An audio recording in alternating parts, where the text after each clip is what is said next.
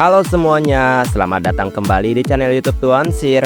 Pada video kali ini, aku akan membahas topik yang cukup unik, yaitu beberapa evolusi Pokemon yang mengalami perubahan tipe setelah berevolusi. Beberapa perubahan bahkan memiliki alasan lore yang sangat dalam. Ya, tanpa berlama-lama lagi, mari langsung saja kita masuk ke daftarnya. Let's go! Gloom berevolusi menjadi Blossom. Pada bentuk awalnya, Gloom memiliki tipe Grass dan juga Poison. Tipe Poison ini berasal dari bau busuk dan juga nektar beracun yang dihasilkannya untuk melindungi diri dari pemangsa. Namun ketika Gloom berevolusi menjadi Blossom menggunakan Sunstone, ia kehilangan tipe Poison dan menjadi murni tipe Grass. Alasan utamanya adalah perubahan gaya hidup. Blossom kini tidak lagi mengandalkan racun, melainkan menari di bawah sinar matahari untuk melakukan fotosintesis. Ya, dari segi pertarungan, kehilangan tipe Poison membuat Blossom kehilangan resistensi terhadap tipe Fairy dan juga Fighting. Tetapi ia menjadi lebih fokus pada serangan tipe rumput dan juga support dengan ability Chlorophyll. Poliwhirl berevolusi menjadi Poliwhirl. Poliwhirl adalah Pokemon bertipe air murni yang dikenal dengan pusaran di perutnya gitu. Dan ketika berevolusi menjadi Poliwhirl, ia tetap mempertahankan tipe water tetapi mendapatkan tipe tambahan yaitu Fighting. Perubahan ini sangat masuk akal karena desain Poliwhirl jauh lebih berotot dan juga atletis. Tubuhnya kekar, lengannya besar, dan ia mampu bertarung di darat maupun di air. Penambahan tipe Fighting membuat Poliwhirl memiliki peran sebagai physical attacker yang kuat. Ia bisa mempelajari gerakan atau move-move yang kuat juga. Jadi evolusi ini bukan hanya menambahkan kekuatan, tapi juga mengubah gaya bertarungnya dari perenang menjadi petarung gitu. Azurill berevolusi menjadi Moril dan juga Azumarill gitu. Azurill adalah bayi Pokemon dengan tipe normal dan juga Fairy. Tipe normal dipilih karena ia masih sangat umum, lucu, dan belum memiliki spesialisasi. Ketika Azurill berevolusi menjadi Moril, tipenya langsung berubah menjadi tipe air dan juga Fairy. Perubahan ini terjadi karena Moril sudah hidup penuh di air. Ia menggunakan ekornya untuk berenang dan menyelam mencari makanan. Azumarill mempertahankan tipe water dan juga Fairy-nya tersebut, tetapi dengan statistik attack yang sangat tinggi berkat ability huge powernya gitu. Evolusi ini menunjukkan perubahan dari darat ke air gitu, dan dari umum ke spesialis. Skorupi. Oke, Skorupi, lihat bentuknya. Kala jengking ungu, capit besar, ekor ada sengat. Jelas banget ini adalah Pokemon darat beracun. Di game resmi, Skorupi tipenya Bug dan juga Poison. Nah, setelah berevolusi jadi Drapion, tipenya berubah jadi Poison dan juga Dark. Tipe Bug-nya hilang. Padahal Drapion masih kalajengking, masih punya capit, masih punya 6 kaki, masih merayap di tanah, dan ciri khas Bug-nya itu masih ada banget sih sebenarnya. Tapi dengan ini juga ya kombinasi tipe ini menguntungkan banget buat Drapion. Tapi ini juga menipu banyak orang, sehingga banyak penggemar yang merasa bahwa tipenya kayaknya salah deh. Snorunt berevolusi menjadi Glalie ataupun Frostless. Snorunt adalah Pokemon bertipe Ice murni berbentuk bola salju kecil dan juga diselimuti sesuatu gitu. Jalur pertama adalah menjadi Glalie dan tipenya tetap Ice murni ya. Tapi jalur kedua adalah khusus untuk Snorunt betina yang menggunakan Dawnstone. Ia akan berevolusi menjadi Frostless dengan kombinasi tipe Ice dan juga Ghost.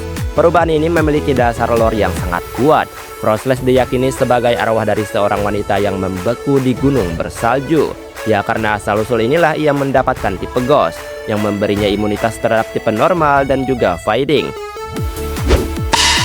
Burmy berevolusi menjadi Wormadam ataupun Modim. Burmy adalah Pokemon bertipe Bug murni yang unik karena penampilannya berubah berdasarkan lingkungan. Burmy jantan akan selalu menjadi Modim dengan tipe Bug dan juga Flying. Sementara itu Burmy betina akan menjadi Wormadam. Tipe Wormadam bergantung pada jubah terakhir yang dipakai Burmy.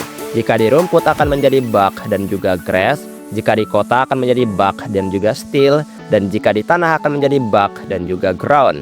Ya, mekanik ini menunjukkan adaptasi kamuflase dan juga pertahanan serangga tersebut.